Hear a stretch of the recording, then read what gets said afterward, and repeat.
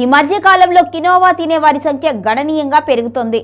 ఆరోగ్య స్పృహ ఉన్న ప్రతి ఒక్కరి ఆహారంలోనూ క్వినోవా భాగమవుతోంది. గ్లూటెన్ లేని ధాన్యంగా, అద్భుతమైన పోషక విలువలున్న ఆహారంగా చాలా మంది దీనిని భావించి దీనిని ఒక సూపర్ ఫుడ్ హోదాలో చూస్తున్నారు. అయితే క్వినోవా అతిగా తినొద్దు అని చెబుతున్నారు వైద్య నిపుణులు. క్వినోవా ఆరోగ్య ప్రదాయినిగా భావించడంపై ప్రముఖ వైద్య నిపుణులు doctor Saurabh Sethi social media వేదికగా అసలు విషయాలు చెప్పుకొచ్చారు. ఇన్స్టాగ్రామ్ లో 1.4 మిలియన్ల మంది ఫాలోవర్లు కలిగిన డాక్టర్ సేథి క్వినోవా గురించి ఉన్న అపోహలను, వాస్తవాలను తెలియచేశారు. క్వినోవా నిజానికి ధాన్యం కాదు, అది సుడోసేరియల్ అంటే తృణధాన్యం లాగానే ఉపయోగించే ఒక విత్తనం అని డాక్టర్ సేథి స్పష్టం చేశారు.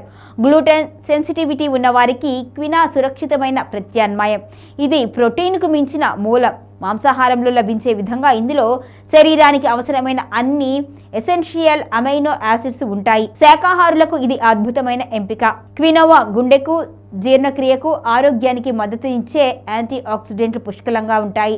ఇది దీర్ఘకాలిక అనారోగ్యాల ప్రమాదాన్ని తగ్గిస్తుంది. ఇన్సులిన్ సెన్సిటివిటీని మెరుగుపరచడానికి, కొలెస్ట్రాల్ స్థాయిలను నియంత్రించడానికి సహాయపడుతుంది. ఇందులో ఉండే అధిక ఫైబర్ కంటెంట్ జీర్ణక్రియను మెరుగుపరుస్తుంది, ఆరోగ్యకరమైన గట్కు తోడ్పడుతుంది అని. క్వినోవా ఆరోగ్యకరమైన ఆహారమే అయినా కేవలం దీనిని తినడం ద్వారా ఫ్యాటీ లివర్ వంటి తీవ్రమైన ఆరోగ్య సమస్యలను పూర్తిగా నయం చేయలేము.